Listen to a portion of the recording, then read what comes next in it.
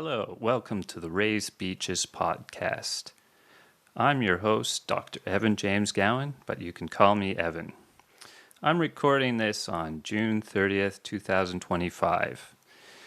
Now, if you've been listening to this podcast, you'll note that there's been a bit of a gap since the last episode, which I recorded last March, and that's in part because I've been very busy teaching. So I'm teaching 4 courses at a local university here in Kumamoto, and as a result of teaching 4 classes for the first time, I've been very busy trying to put together all of the material for the course. And that is quite time consuming, and I have to travel back and forth. And teaching is quite fun, but the best part is I get to choose what to teach. So there's one course that is for environmental resources students. So I've been teaching them about climate change. So I've had some focus on how climate change is affecting Japan. So it's been quite a bit of fun for me to go through and find out about these topics and let the students know that if they want to do academic research, they're probably going to have to learn some English, because these are English classes at first and foremost. But I think it's enjoyable for the students that there is a science angle to their English course. And for today's episode, the deep dive is going to be on carbon dioxide, and it's not going to be focused on the relationship of carbon dioxide and global warming, but rather just to show what we know about changes in carbon dioxide over time. This is a paleoclimate focused podcast after all. And in the paper section, I'm only going to show one paper, which will be focused on a study that I published back in earlier this year. So I'm excited to share the results of that with all of you. Of course, if you look at my face, it might, if you're watching the video version, it looks a bit red. And that's because today it's like 37 degrees in Kumamoto. And so earlier this year, the spring was actually not particularly hot in Kumamoto, but in mid-May, the rainy season started, and it was the earliest the rainy season has ever started in Kyushu. And it's about 2 weeks earlier than it would normally start.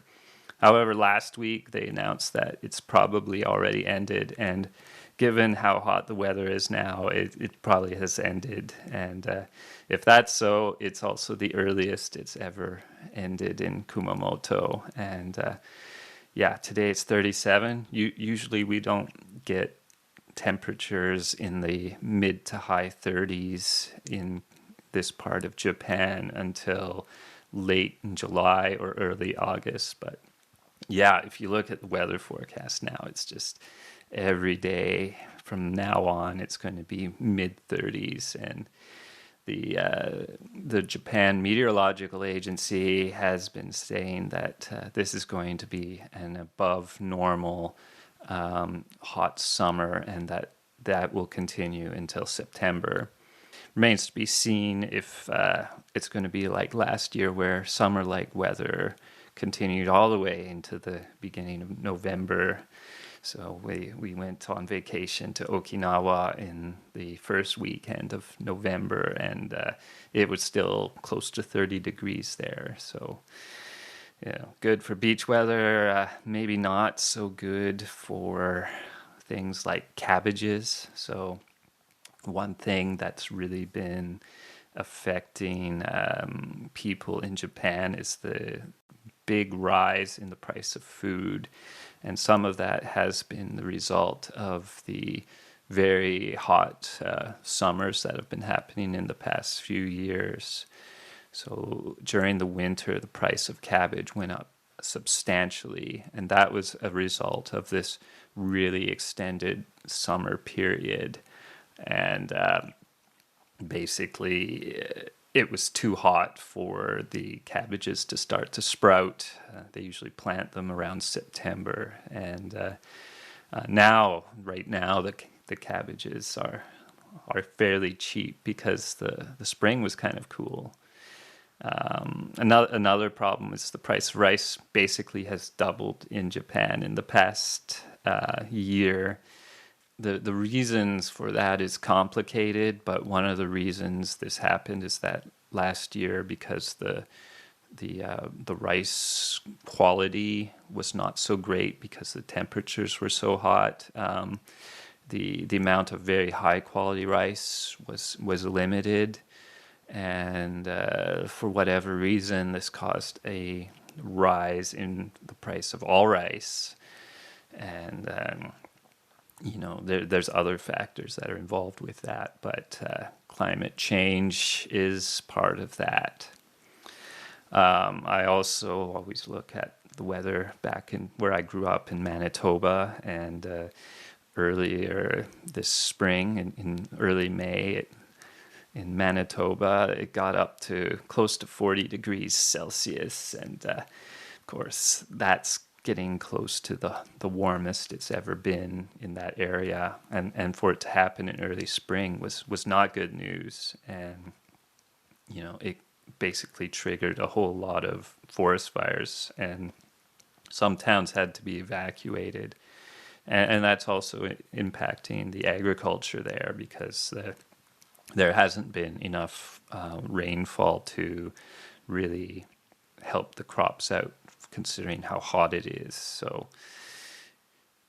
climate change, it's really affecting how food is being grown and how people live. So these things are becoming very noticeable, and they're becoming noticeable in Canada, and they're becoming noticeable in Japan. And as I said earlier, I've been trying to make the students that I'm teaching aware that these things are happening, and as young adults, they are going to have to deal with these problems, and whether it's through mitigation or to get involved in politics to try and change policies to reduce greenhouse gas emissions. There's lots that these students will have to do. One fun thing that's happened in the past few months, I went to Mount Aso, and Mount Aso is a large volcano in the center of Kyushu. It takes about 2 hours to drive there from where I live.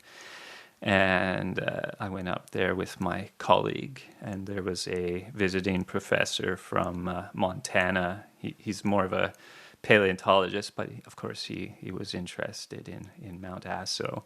We got up there, and it's the middle of the rainy season at that time, so there was definitely the risk that it would be raining heavily, and yeah, it did later in the day. But when we got to the top of Aso, where there's a crater where the volcano is, and at the bottom of the crater there's a lake that you can see, and the conditions were absolutely perfect for that. So we could see right down into the crater, and you can see the steam coming out, and you can see all the nice strata from various volcanic eruptions. The last time I went up there was in 2019, and at that time it had only been like 2 or 3 years since the previous big eruptions, and since the last time I was there, they'd fixed these so-called bomb shelters, which protect people from volcanic bombs, which are basically lava that freezes up as it's flying through the air, and it's sort of shaped like a football, and you can hide in these shelters if there's an eruption. And they had fixed those all up, so It was pretty nice up there. Also, there was we went to the Earthquake Museum to commemorate the 2016 Kumamoto earthquake. And this is located in Tokai University, which is sort of on the way to Mount Aso. And my colleague had actually worked at this university before the earthquake happened, and his office was in this building that's now part of the museum, because the main fault that ruptured goes right through the middle of this building, and as part of the museum, they've tried to preserve that building. And it's pretty shocking to see. They had a clock that showed the time when the largest earthquake happened, and it's pretty sobering. There was one student. There was a bridge that connects. There's basically this gorge there where the Shirakawa River flows through, and basically the fault goes through that gorge. And there was a large landslide that destroyed the bridge that connects Tokai Daigaku, or Tokai University, to the main highway. And unfortunately, there was a student who was on the bridge when that happened, and the damage to the university was obviously quite severe. So, yeah, it was quite sobering to see the museum, and I experienced the earthquake as well because I was here when it happened. But where I was, the damage was not so severe. The worst thing that happened at my apartment was that some things fell off the shelf. But for a lot of people, they lost their homes, and at Tokai University, it was very devastating. Many of the buildings were completely unusable after that. So seeing the building still intact, and you can see the chairs falling over, and there's glass on the ground. It's really, if you come to Kumamoto, you should definitely see it. It doesn't take so long, and it's kind of on the way to Aso.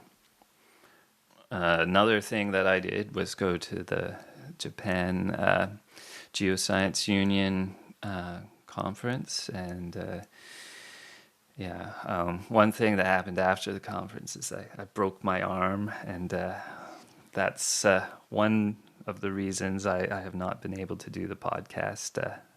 But at the end of May, I went to the conference, and it's always a great conference and always fun to see all my colleagues. And I gave a presentation on some ice sheet reconstruction work I've been doing for the Eurasian ice sheets, which hopefully will submit the paper this summer, but we'll see. And one of the highlights for me was to meet Tanghua Li, who's a glacial isostatic adjustment modeler in Singapore. And I've, of course, looked at a bunch of his papers, and it was fun to meet him, and he's working on a lot of interesting things, and it was nice that he came to the conference. And he was working on trying to figure out the sea level history along the coast of China. Another interesting talk was by Masanobu Yamamoto, and he does a lot of work on reconstructing past carbon dioxide, which I'll talk about in today's deep dive.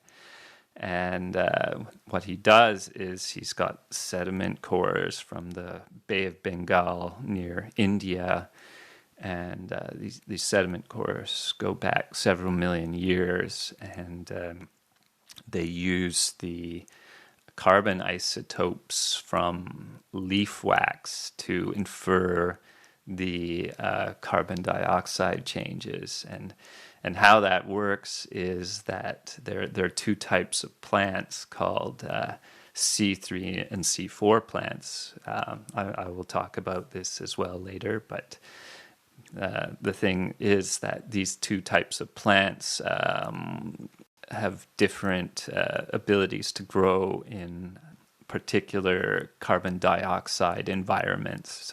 So basically, these types of plants will thrive.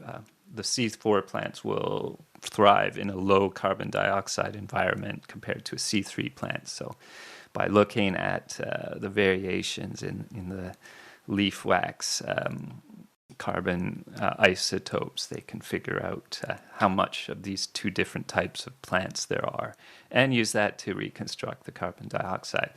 And he showed that they've got reconstructions going back to 6 million years ago. And that's very exciting because his previous record only goes back to about 1.5 million years ago. So very exciting to see. For my own interest in ice sheets, ice sheet reconstruction specifically, there were two presentations, one by Karin Nemoto and another by Takuto Kasuya, and they were using sediment cores off the coast of Chile to infer the history of the Patagonian ice sheet.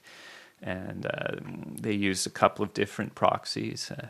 One interesting one is beryllium isotopes. So there are basically two isotopes of beryllium. One is produced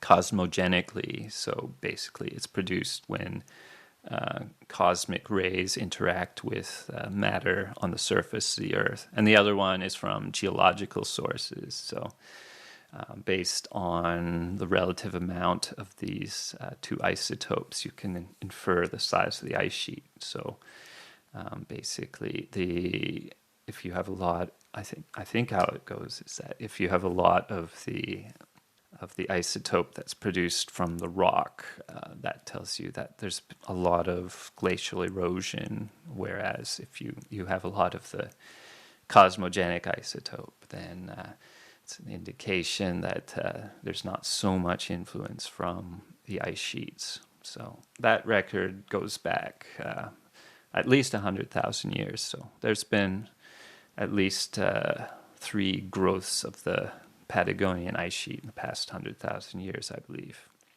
Another exciting thing that happened was Canada's first all-Canadian Arctic scientific expedition.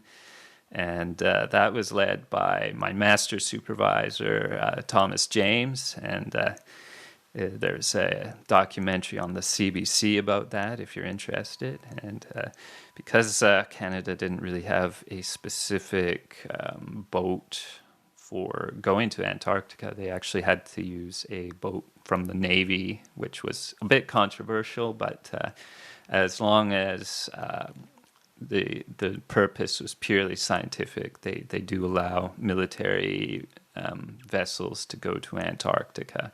Otherwise, it's not really allowed because Antarctica is supposed to be a non-militarized place.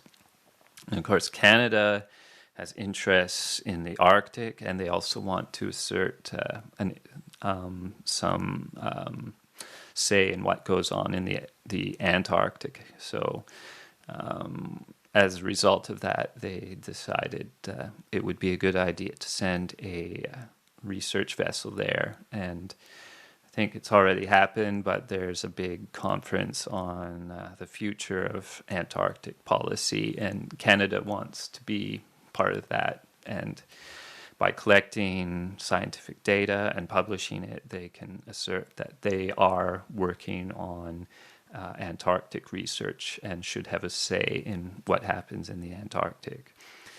And the purpose of their cruise is to find evidence of human impacts on Antarctica. So looking for things like microplastics. So all very interesting. I look forward to what kind of results they have. And I got to talk to Tom about a week after this this documentary came out. So it was interesting to hear about this expedition.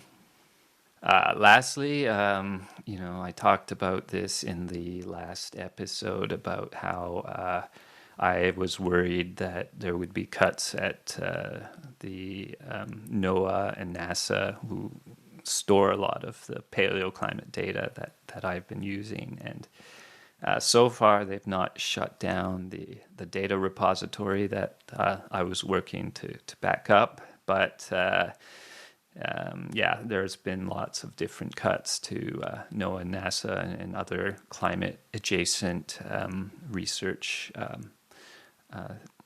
endeavors in the United States. And last week they closed down the NOAA and NASA social media feeds for climate. They shut down climate.gov.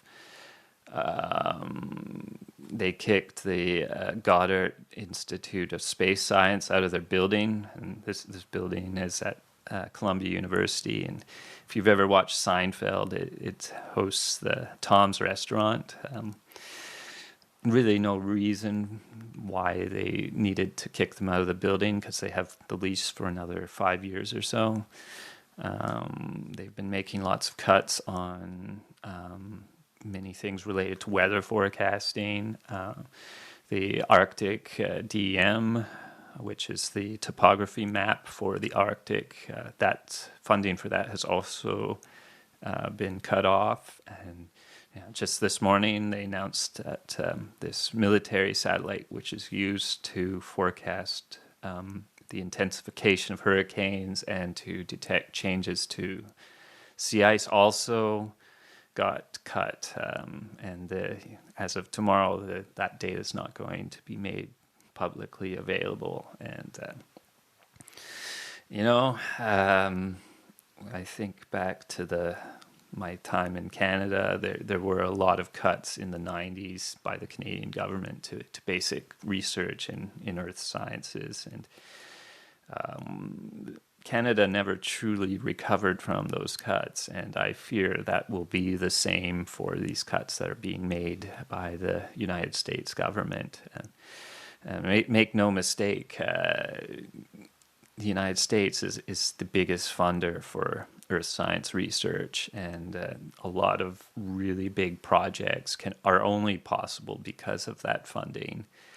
And on social media, I see commentary, other countries should pick up the slack, but that's simply not realistic, because these kind of projects, like sending up a satellite, take years to set up, and funding scientists to do these kind of projects is not cheap. And some countries might spend a bit of money to hire a few people from the United States, but the shortfall in funding is not going to come back, at least not quickly.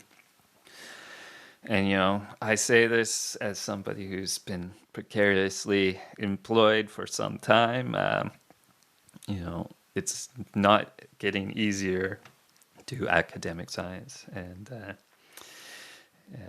in Japan, for instance, funding for academic science has kind of been frozen for the past 20 years or so. And because of inflation, that means that it's effectively shrunk quite a bit. And I think the Japanese government has said they will increase some funding, but the government's priorities are not necessarily going to be earth science focused. So, at the end of the day,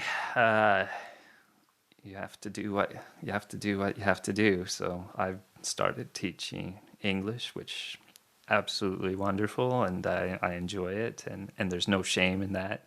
And in my limited spare time, I can work on things like a podcast and my own research. And I think realistically, a lot of researchers, that's what they're going to have to do. If they want to continue their research, it might have to become like a hobby. And until the political climate around the world changes, I think that's what's going to happen. So, take heart. I'm still doing it. And I'm having a good time. And I do hope to work on this podcast a bit more. But I think at least while I'm doing teaching during the term, my time is quite limited. So, but yeah, it's fun to educate people, and I'm not sad about that in any way. And I do hope that everybody who is affected by the cuts to science lands on their feet. And I just want to say that we're all in this together, so we should all try to help each other out. So anyway, that's it for the intro.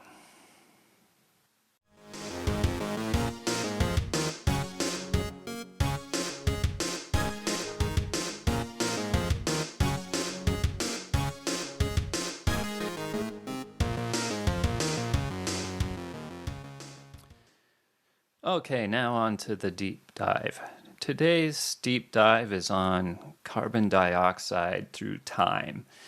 In the last episode, I talked about greenhouse gases and how the greenhouse effect works. And as I explained, the reason carbon dioxide is so important is that for the outgoing radiation coming off the surface of the Earth, carbon dioxide will absorb energy in the frequencies that other gases in the atmosphere do not absorb. So as you increase the carbon dioxide, it's absorbing more of this outgoing radiation. And to go into how carbon dioxide affects climate change would really substantially increase the length of this episode. So I think that will be a focus of another episode.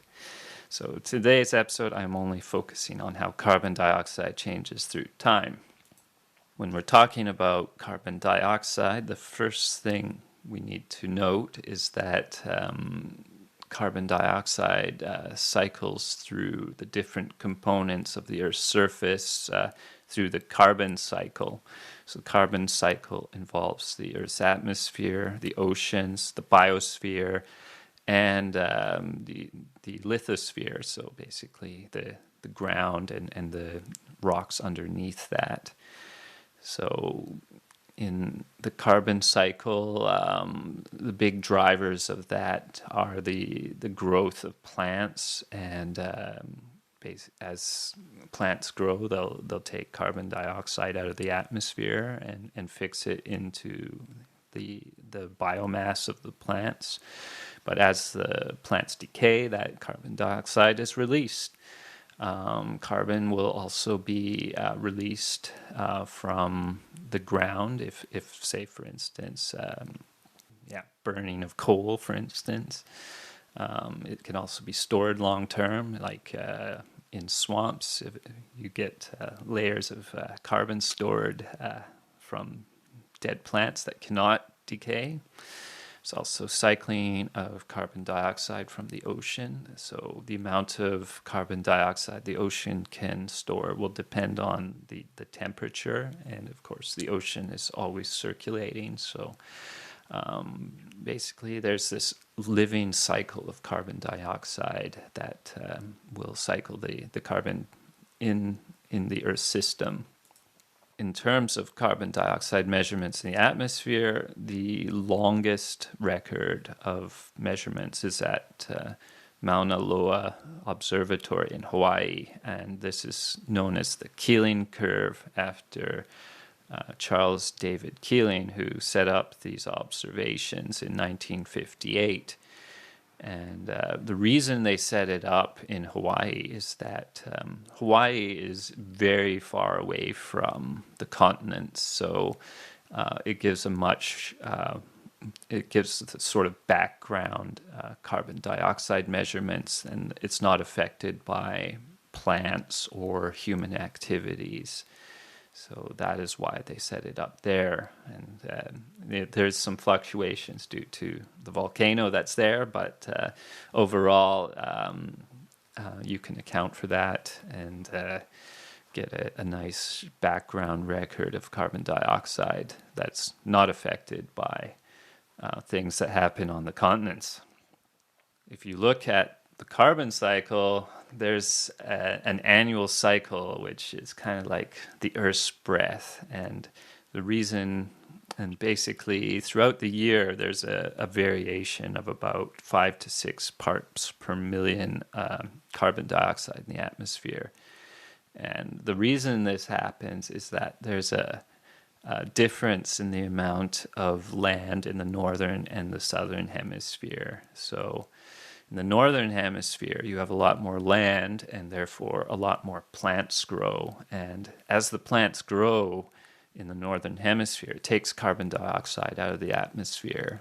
And therefore, carbon dioxide in an annual reaches its annual low sort of towards the end of the growing season in September and October.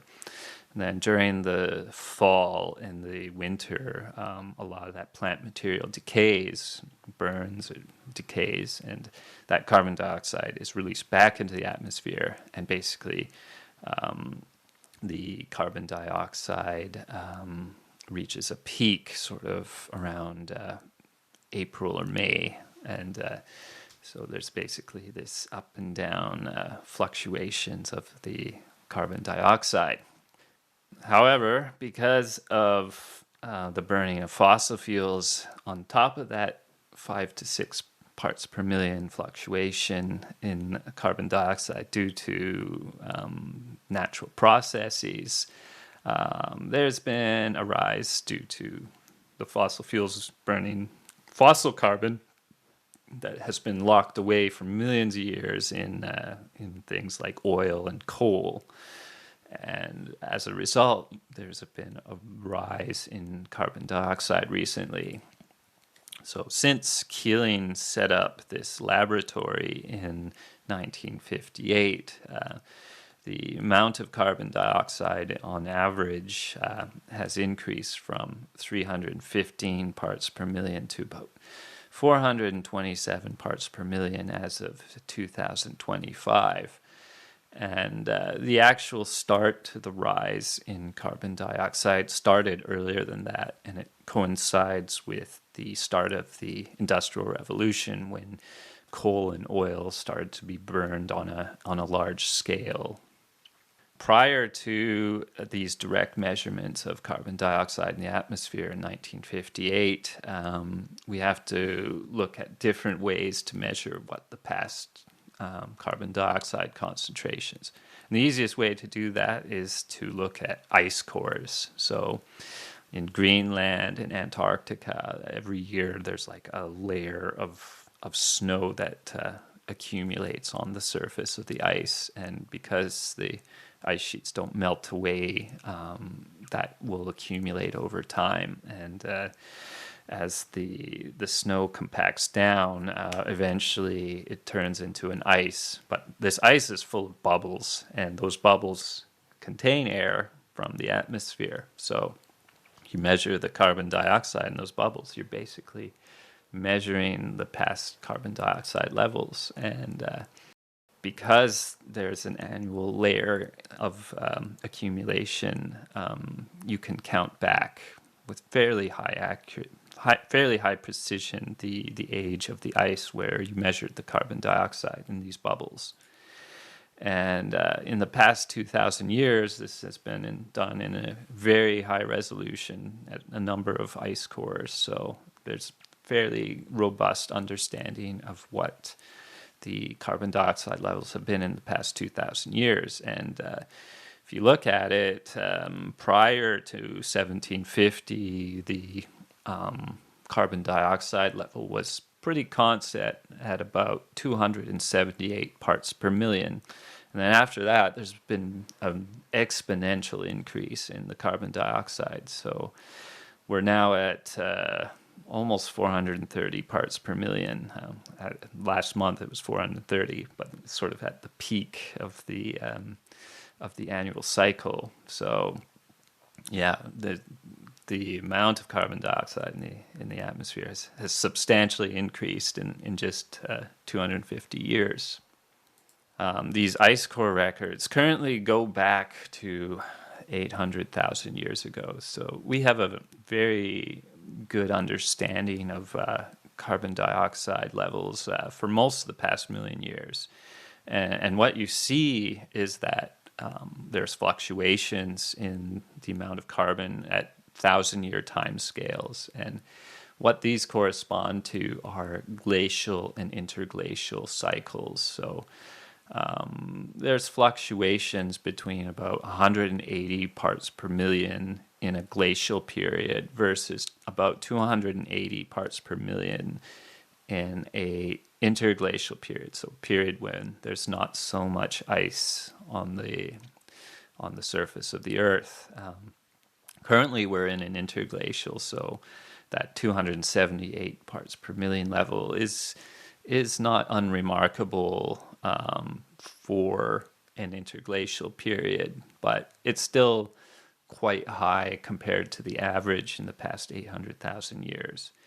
And the reason there are these fluctuations is because when the climate cools, and this is a result of Milankovitch cycles, the ocean gets colder, and when the ocean gets colder, it can absorb more carbon dioxide. And that's kind of a feedback loop as well.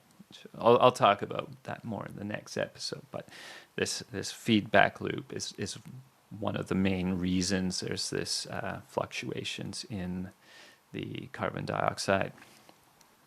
I mentioned this in the intro. There's before 800,000 years ago, there's not really, you have to start relying on proxy records for finding out the carbon dioxide levels. And one of those is this leaf wax record by Yamamoto et al. And in 2022, they published a record that goes back to about 1.5 million years ago. And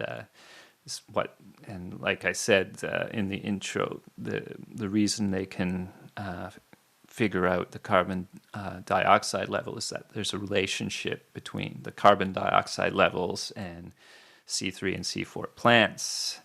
In the Bay of Bengal area, it seems like this relationship is very closely connected to the carbon dioxide levels, and this proxy seems to work quite well when compared against the ice core record. So it seems quite robust, and the result they got from that is prior to 800,000 years ago, the average carbon dioxide levels seem to be a bit lower than in the past 800,000 years. And that's possibly a result of there being less intense interglacial periods. And the cause of that is not really well known. I'll talk about that in a little bit. But regardless, it seems that prior to 800,000 years ago, the carbon dioxide levels probably didn't exceed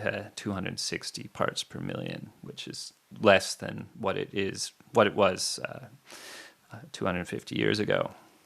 Going back even further, you have to use proxies that have a much larger uncertainty range, and one of those proxies is boron isotopes. So the way that this works is that the boron isotopes recorded in foraminifera fossils depends on the pH of the water, and the pH of the water, the acidity, is related to the atmospheric carbon dioxide concentrations. And for the Pliocene, which is between about 2.5 and 5 million years ago, these boron isotope proxies of carbon dioxide seem to indicate that for most of the Pliocene, carbon dioxide levels were likely at or below 400 parts per million. And if you compare that to what it was in May, which was at 430 parts per million, it seems that right now it's very probable that the carbon dioxide levels now exceed what it was in the Pliocene. So During the Pliocene, it was kind of a transition period where you started to get more glaciation in the northern hemisphere, and it could be related to the carbon dioxide levels. So more is needed to be researched on that, which I do hope to investigate in the future, near future, hopefully. The Cenozoic, which is the past 66 million years, has a fairly nice record that was published in 2023, and they had to use a wider range of proxy records, but they were able to get a fairly good estimate of carbon dioxide levels for most of the past 66 million years. And one thing is that during the Eocene and Paleocene, the carbon dioxide levels were much higher than what they are now, like higher than 1,000 parts per million. And that gradually declined after about 50 million years ago. And since the start of the Miocene, which was about 23 million years ago, carbon dioxide levels, generally speaking, were probably below 400 parts per million. And the reason for this decline of carbon dioxide has been hypothesized to be a result of the growth of the Himalaya mountains. So as you grow mountains, they will erode, and that erosion will take carbon dioxide out of the atmosphere. And one thing to note about that is the Antarctic ice sheet started to grow about 33 million years ago, and it seems that the threshold for that to start was when carbon dioxide levels got below 1,000 parts per million.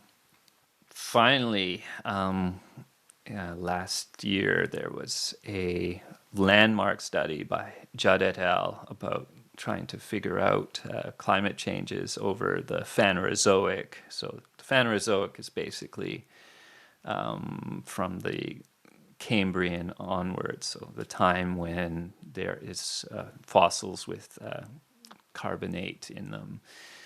And they were able to come up with estimates of temperature changes over the past 485 million years, which is not the entire Phanerozoic, but most of it. And as part of that exercise, they estimated carbon dioxide for that period of time. And in general, in the past 485 million years, carbon dioxide has been higher than what it is now. And the only real exceptions are during the Paleozoic Ice Age. So Paleozoic Ice Age, which sort of reached a peak during the Carboniferous period about 300 million years ago or so. It was a period when ice sheets covered a large part of the continents, and you can find the evidence of that in Africa and South America. And that may be one of the few periods where there has been exceptionally low carbon dioxide levels. And most of the Earth's history has high CO2, but at the same time, the carbon dioxide levels has been below 400 parts per million for much of the past 20 million years or so. So at present, like I've said, in May, the carbon dioxide levels reached above 430 parts per million. And one problem that's happening is that if you look at the year-on-year change in the carbon dioxide levels, the past 2 years, the rise in CO2 has been more than three parts per million. And that's of course very worrying. Part of that is due to the fact that there was a strong El Nino, and an El Nino will release carbon dioxide because the ocean surface water is warmer, and we would expect during a La Nina period or neutral period, that there wouldn't be quite as much carbon dioxide being released. However, looking at the year-on-year change, just in the past few months, it seems that that's not been the case. So let's hope that this is not a sign that more carbon dioxide is getting burned, because that would be a very worrying prospect, because every little bit of carbon dioxide that is released in the atmosphere warms the earth. So we'll see in a year or so if this this rise in the carbon dioxide year on year is a result of that large El Nino or not. So in summary, like I said, during the past 23 million years or so, carbon dioxide has generally been less than what it is right now. And as a result, most living things on the surface of the Earth have evolved in this relatively low carbon dioxide environment. And the 400 parts per million carbon dioxide levels probably not been seen since the Pliocene period, sometime between 2.5 and 5 million years ago. And even then, in the Pliocene, those really high periods probably were not long-lived, and that in general, the Pliocene carbon dioxide was less than 400 parts per million. Yeah, there's been widespread glaciation, especially in Antarctica, for the past 23 million years, and the Antarctic ice sheet is probably not going to go away anytime soon, even if carbon dioxide levels go up a lot. But Greenland ice sheet, that's not so certain, because the Greenland ice sheet only started to form in the past 5 million years, when CO2 was consistently lower than 400 parts per million. So in the long term, a high carbon dioxide environment could affect life, and I'll talk about that in a little bit. So that's it for the deep dive on carbon dioxide through time, and hopefully the next episode I will talk a bit about why the rise in carbon dioxide changes temperature.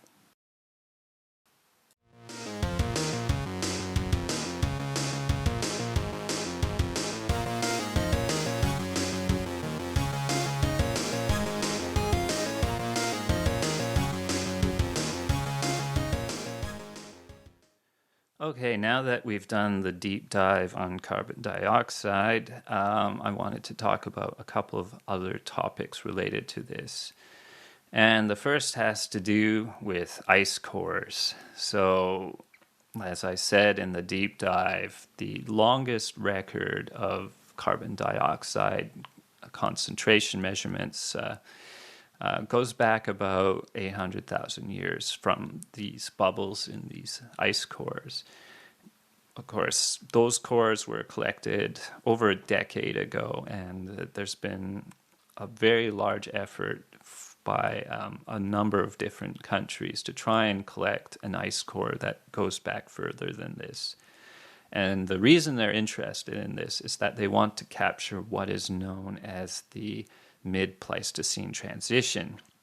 So the mid-Pleistocene transition is this period between about 700,000 and 1.2 million years ago, where there was a shift from glacial interglacial cycles that were about 40,000 years long, which corresponds to the obliquity cycle in the Milankovitch theory, to 100,000 year cycles, which corresponds to the eccentricity. But there's really not a good explanation as to why this happened, and for some, the carbon dioxide might have played a role in explaining why this happened. So in the LRO4 curve, the benthic oxygen isotope proxy from the deep ocean, it shows this very clearly, that before 1.25 million years ago, there was a up and down shift in the oxygen isotopes that really followed this 40,000 year cycle very precisely.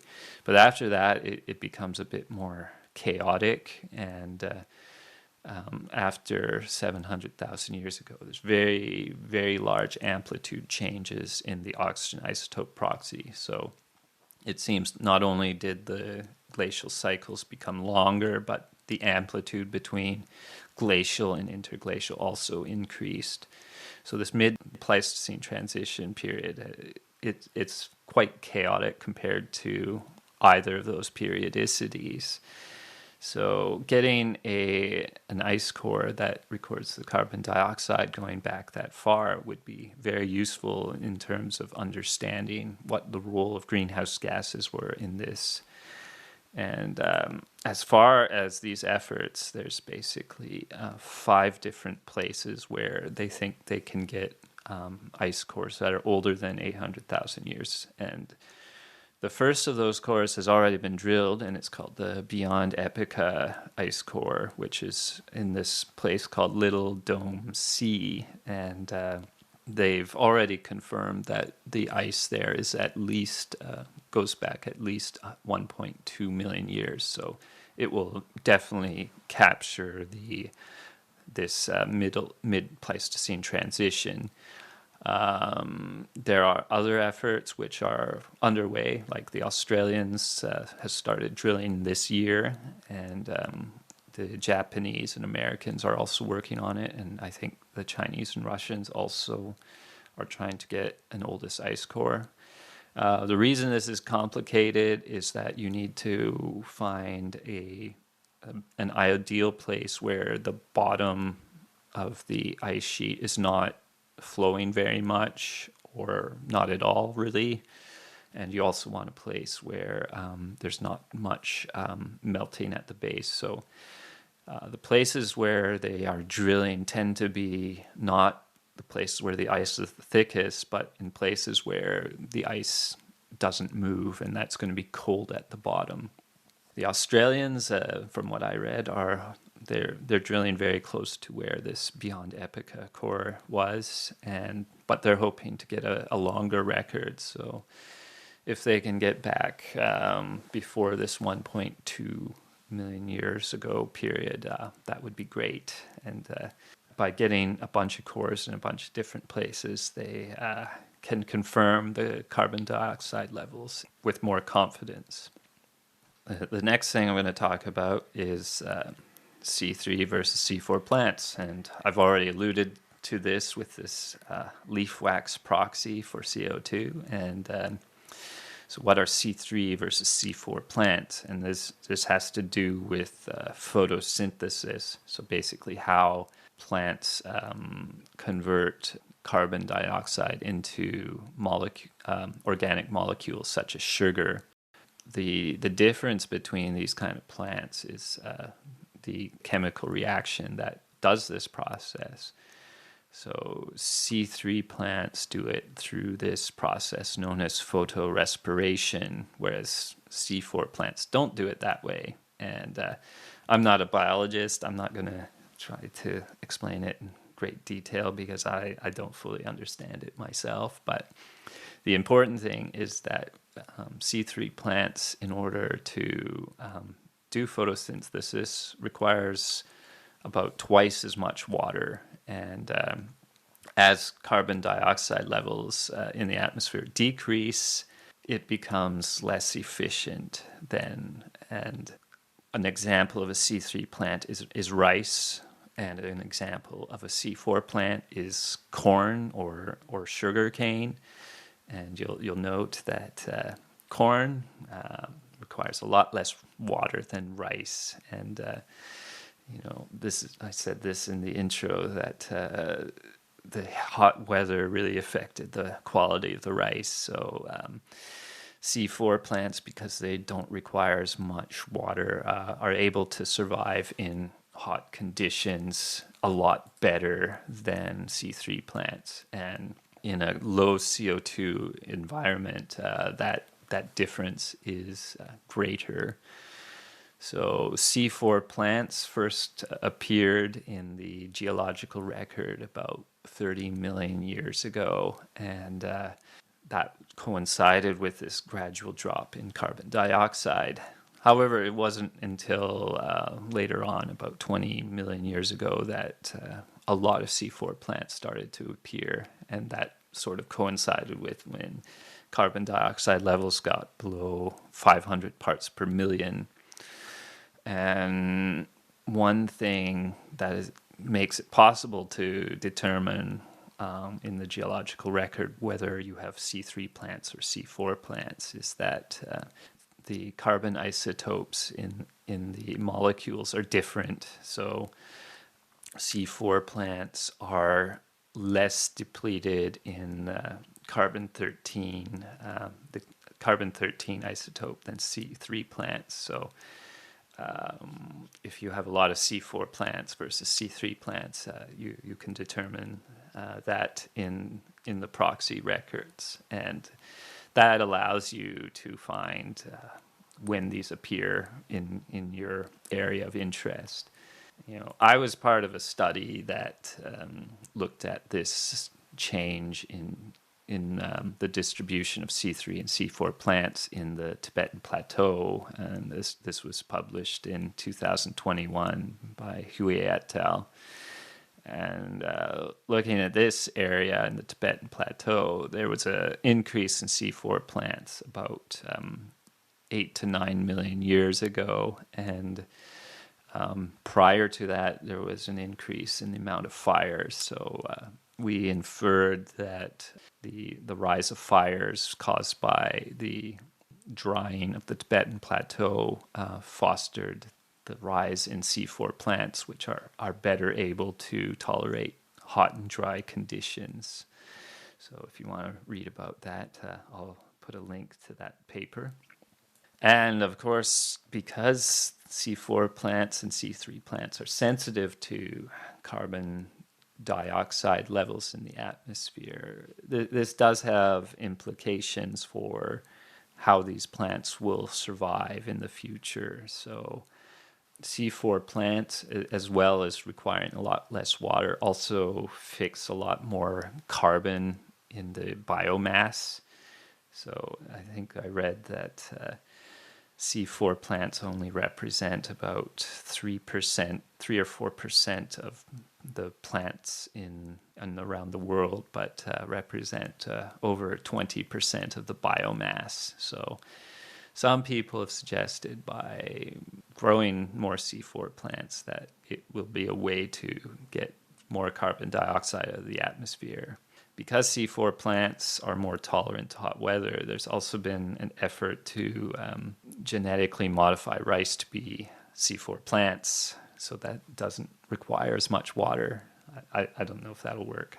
I'm not a biologist, but another point is that as carbon dioxide levels go above 450 parts per million or so, the competitive advantage of C4 plants versus C3 plants in a dry environment diminishes. So how that will affect the ability of C4 plants to maintain their environments, which tend to be things like grasslands, savannas, whatnot, remains to be seen. So as CO2 levels go up, it becomes easier to grow C3 plants in hot and dry climates. So whether that will affect how plants grow remains to be seen. So hopefully we don't get to that level to find out. But that's it for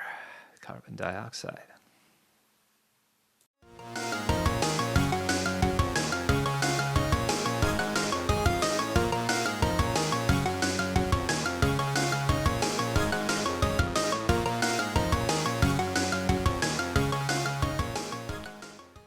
Okay, now on to this episode's papers section.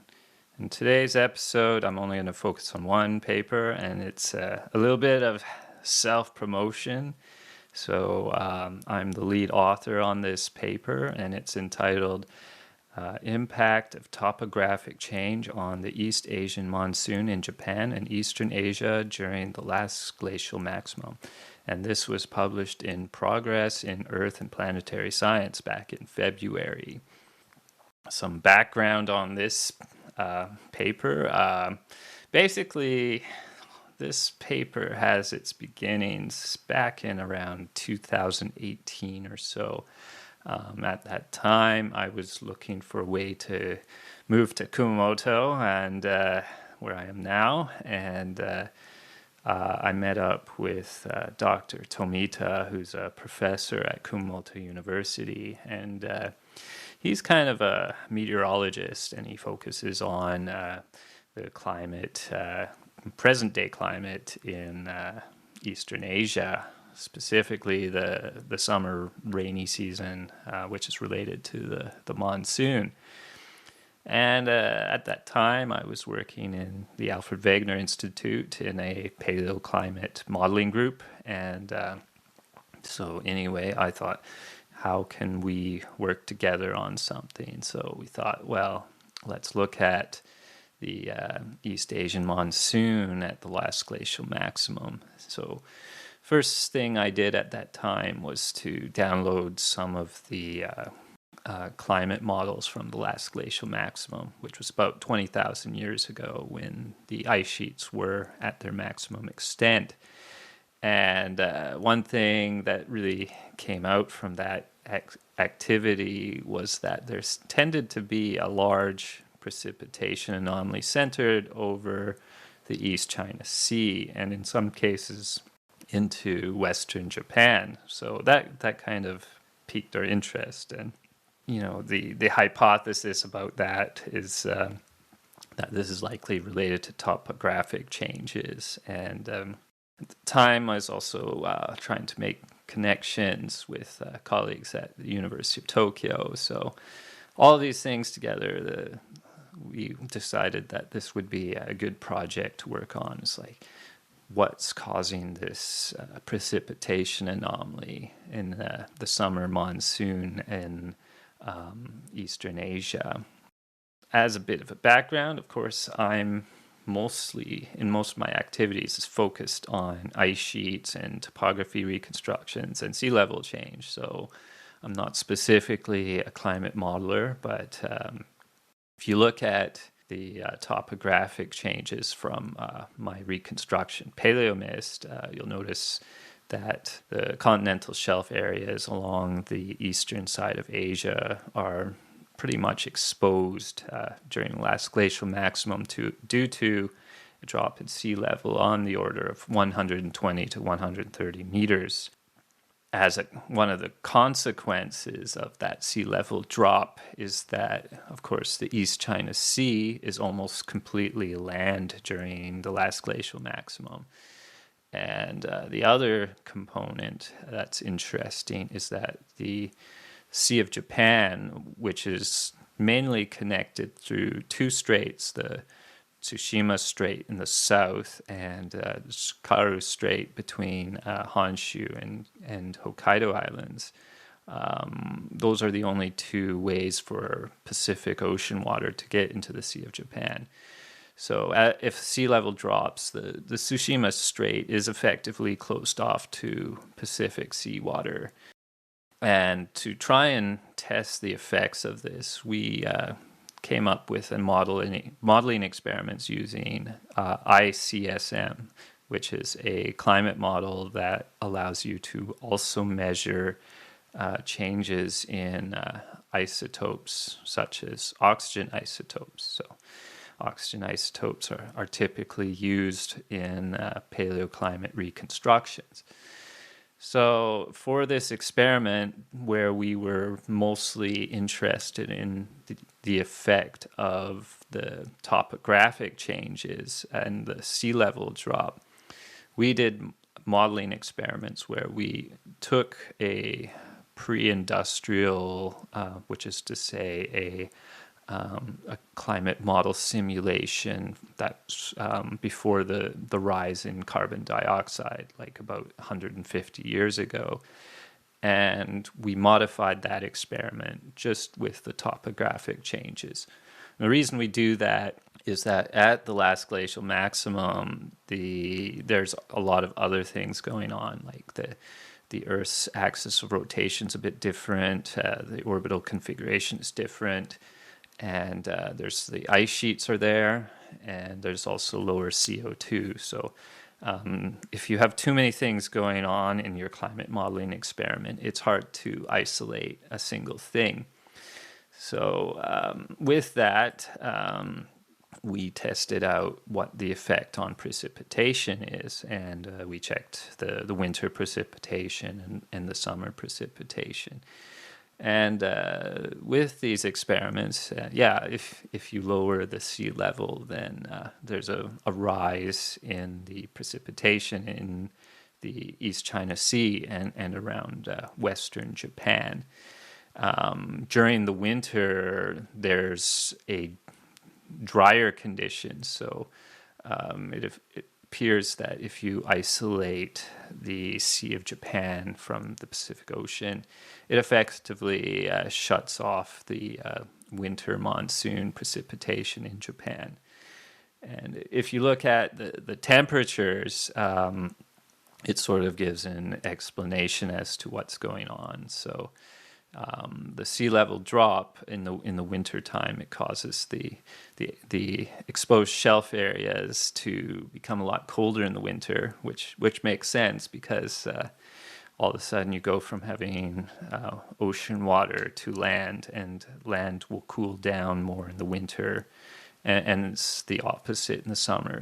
Dry land will warm up more than water. So basically what's happening is that the precipitation increases where it's a bit where there's land, which is what happens in the East China Sea. In both seasons, though, the Sea of Japan is colder, and that's a result of the lack of warm Pacific water going through the Tsushima Strait. And so if you have a colder Sea of Japan, you're going to have less precipitation when the winter monsoon happens. We saw kind of the opposite situation during the winter last year, where the Sea of Japan, the surface temperature of the water was really warm, and when the monsoon came, there was a lot more moisture to pick up, and in some places there was record-breaking snowfall.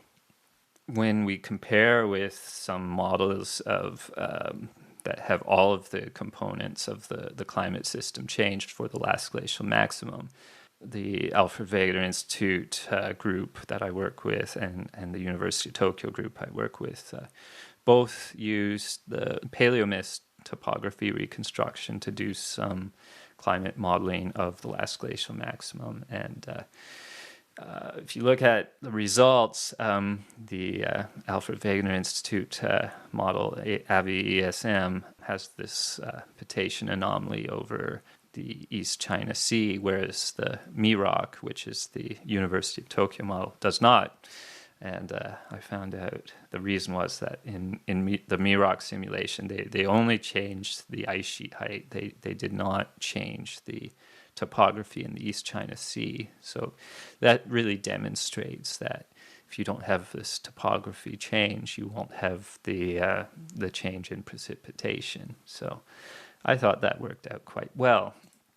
I was also interested in looking at the paleoclimate proxy records. So I compiled the oxygen isotope proxy records from speleothems, which will measure the effect of changes to precipitation, as well as planktic foraminifera oxygen isotopes records, which measure the conditions at the surface of the ocean.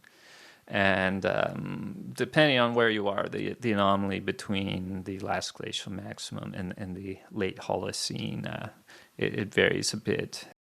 For the Sea of Japan, though, there's a large negative anomaly in terms of the oxygen 18 anomaly. So I was interested to see if that could be replicated in this model that only considers the topographic changes.